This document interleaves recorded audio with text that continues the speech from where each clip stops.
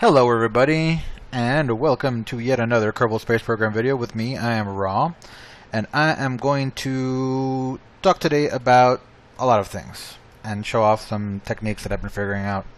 Now, a lot of you have seen my videos and know that I don't just make videos of me playing Kerbal Space Program normally. My videos are normally about something, some technique, some specific design, just some way of doing things, and this is no exception. There are some things I'd like to say though before we get started. First of all, a massive thank you to Veos. His shout out on his second to last video did for my channel way more than I could have ever expected. He featured one of my videos once, but just my video, on his channel.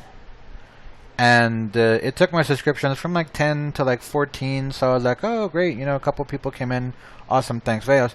And when I saw his second to last video where he was doing his shoutouts, I expected, well, in the first video he talked about my video exclusively, and now he's talking about my video and like the videos of another 6 or 7 people.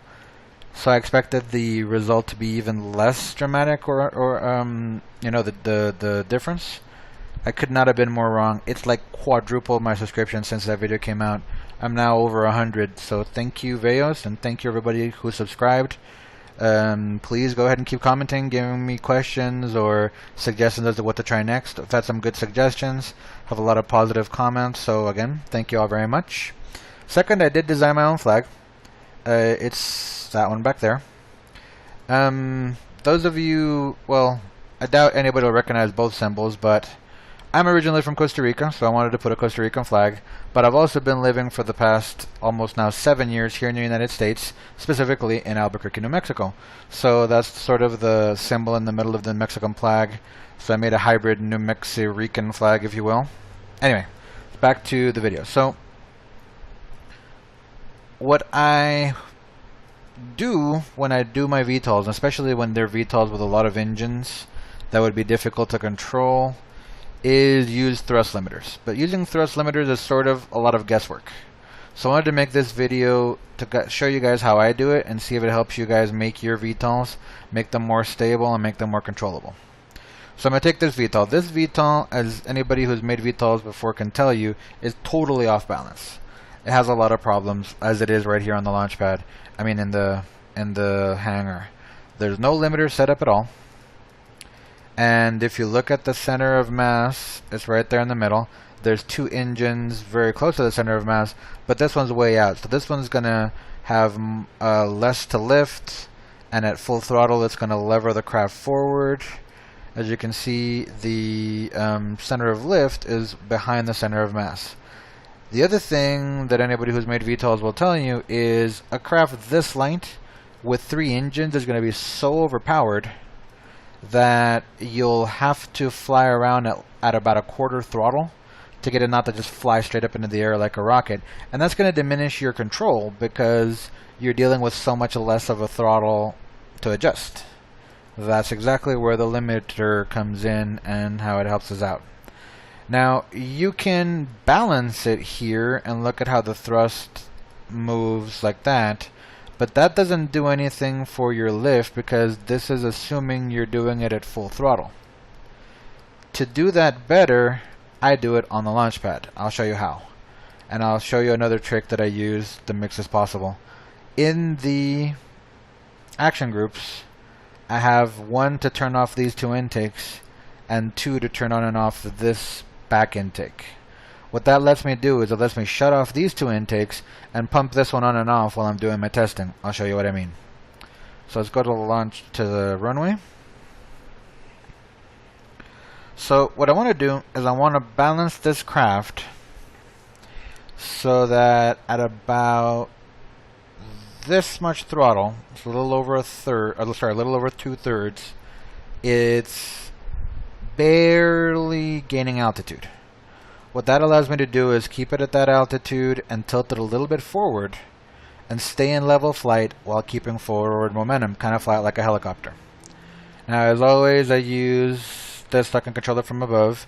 This allows me to see when the engines are pointed straight down, and I know that I'm neither picking up speed or losing speed.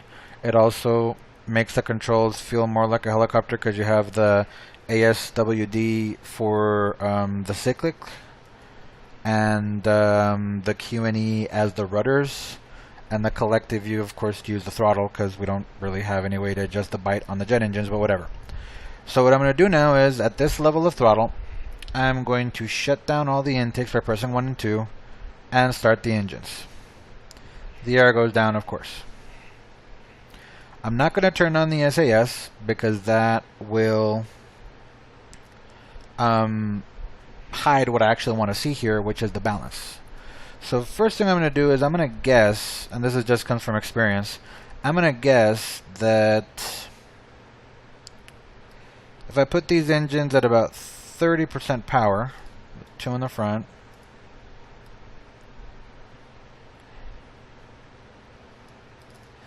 and the back at about 15, I wish you could just type this in, but anyway, and the back at about 15, that'll lift off. Now, since it's air deprived, it is, while I'm doing all this messing around, spinning up to full thrust. So I tapped the 2, as you could see, it did lift it off. It lifted it off pretty quickly, and it seemed to want to go back instead of forward. So that means that I can raise this a little bit. Let's raise that to 17. Still. Also, I'm noticing this thing's taking off a little too fast. So let's lower these instead of raising the back. Let's put it at 28. I have to do them each. It doesn't respect symmetry when you're already on the runway. Okay, so that was pretty good. Almost came straight off. So now I can enable the SAS and fly away. As you can see, it's pretty well balanced. It's pretty easy to fly at this throttle setting. So now I have more power if I need it, but enough to stay in pretty level flight, pretty well balanced otherwise. I can even turn off the SAS, and it's still a little nose heavy, but it's actually still slightly flyable. Let's put the SAS back on. Okay, so now I know with this particular craft, 28% on the front engines, 70% on the rear engine. I'm going to, of course, take it back to the hangar. Here it does care about the symmetry. So let's put this at the 28 as I had it out there. Just make sure it did respect the symmetry. Yes, it did. And this one was 17. It was still a little nose heavy, so let's put it at 17.5. And now we can save it, and now it's balanced. So now I have a 3-engine craft that used to be very, very overpowered and out of balance. And I can enable the SAS, give it full throttle, just kind of like scramble. Shut down those 2 engines, the intakes. And off I go.